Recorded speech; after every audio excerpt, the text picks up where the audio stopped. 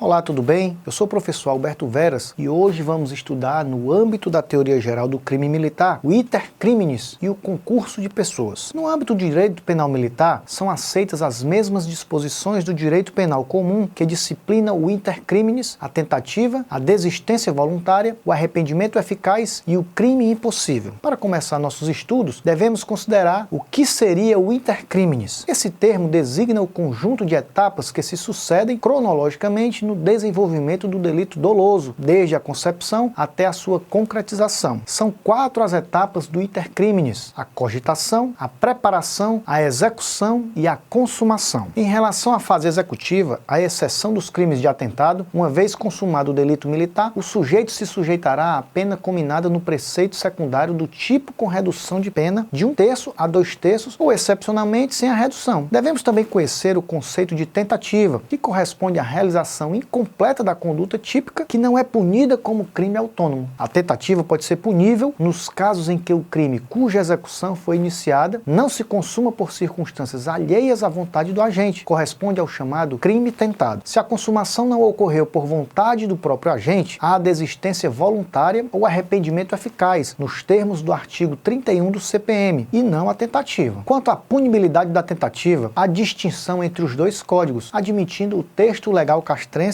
uma solução jurídica inexistente no Código Penal Comum. O Código Penal Militar, diversamente do Código Penal Comum, prevê que em casos de excepcional gravidade, o crime tentado não sofra qualquer redução punitiva. Assim, pune-se a tentativa com a pena correspondente ao crime, diminuída de 1 a 2/3, podendo o juiz, no caso de excepcional gravidade, aplicar a pena do crime consumado. Atenção! O instituto do arrependimento posterior, causa geral de diminuição de pena que ocorre após a consumação do delito, quando o agente repara o dano ou restitui a coisa até o recebimento da denúncia, é inexistente no Código Penal Militar. A desistência voluntária ocorre quando o agente que voluntariamente desiste de prosseguir na execução ou impede que o resultado se produza, só responde pelos atos então já praticados. Já o arrependimento eficaz se dá quando o agente, desejando retroceder na atividade delituosa percorrida, desenvolve certa conduta após terminada a execução criminosa. Devemos falar agora do concurso de pessoas, termo usado para designar a cooperação entre 2 ou mais indivíduos com o objetivo de cometimento de uma determinada infração penal. A cooperação pode ocorrer em fases diversas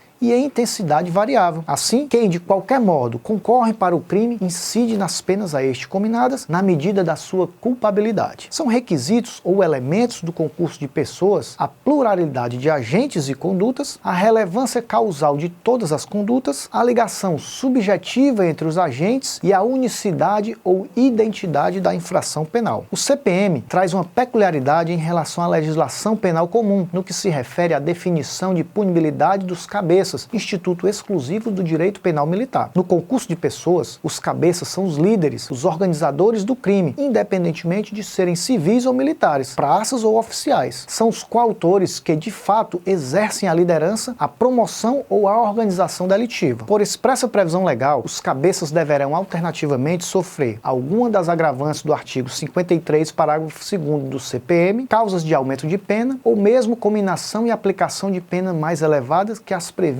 para os coautores que não estejam na condição de cabeça. São crimes de concurso necessário ou de autoria coletiva necessária previstos pelo CPM: o motim e a revolta, a organização de grupos para a prática de violência, a conspiração, o amotinamento, o concerto para a deserção e a rixa. A legislação penal castrense poderá impor mera agravante do artigo 53, parágrafo 2º do CPM, majorante ou cominação e aplicação mais intensas que as previstas para os não cabeças, dependendo do crime cometido. Por fim, quase todos os crimes militares são de concurso eventual, ou seja, podem ser praticados por uma única pessoa ou eventualmente por várias pessoas. Nesses casos, o Instituto dos Cabeças é previsto no artigo 53, parágrafo 5º do CPM, que sempre só será aplicável aos coautores militares, nunca aos civis. E assim concluímos a nossa aula de hoje, e não deixe de consultar o seu material didático disponibilizado na sua área do aluno. Persista. Um dos grandes prazeres da vida é realizar o que as pessoas dizem que você não é capaz. Bons estudos e vamos nos ver na nossa próxima aula.